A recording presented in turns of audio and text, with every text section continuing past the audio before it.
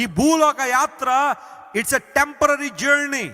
మనకు ఒక eternal home ఒకటి ఉంది, అదే నిత్య రాజ్యము.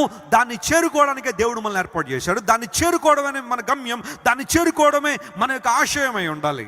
ఈ లోకంలో ఉన్నదంతా కూడా మనం యాత్రికులము పరదేశులము అన్నట్టుగానే జీవించాలి.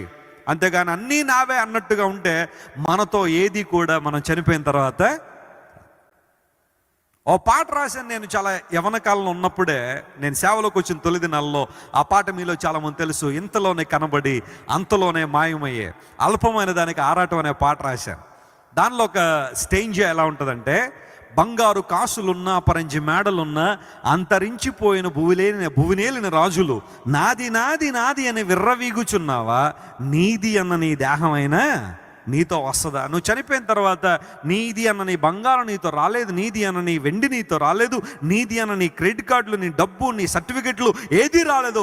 ఆఖరికి నీది అనుకుని నీ దేహం కూడా నీతో రాలా. దాన్ని కూడా వదిలిపెట్టి వెళ్ళాల్సిందేగా. దేనికోసం ఈ తాపత్రయాలు, దేనికోసం ఈ ఆరాటాలు, దేనికోసం ఈ పోరాటాలు అంటే కొన్నిసార్లు అన్నీ మనవే అనుకోవడం ద్వారానే వచ్చిన సమస్యలు ఇవన్నీ. జాగ్రత్త విన్న దేవుని ప్రజలారా, ఈ లోకంలో జీవించినంతకాలం నేను ఈ లోకంలో పరదేశిని, యాత్రికుణ్ణి అన్న ఆలోచన కలిగిన ఏ వ్యక్తి కూడా దేనికి డిసప్పాయింట్ అవ్వడు. కారణం ఏంటో తెలుసా? ఒకనాడు మనందరం నిత్య రాజ్యంలో ప్రభుతో ఉండాలి. దానికోసం మనం పోరాడాలి, దానికోసం మనం జీవించాలి, దానికోసం అనేక మందిని ప్రభు కోసం మనం ఏం చేయాలా? సిద్ధపరచాలి.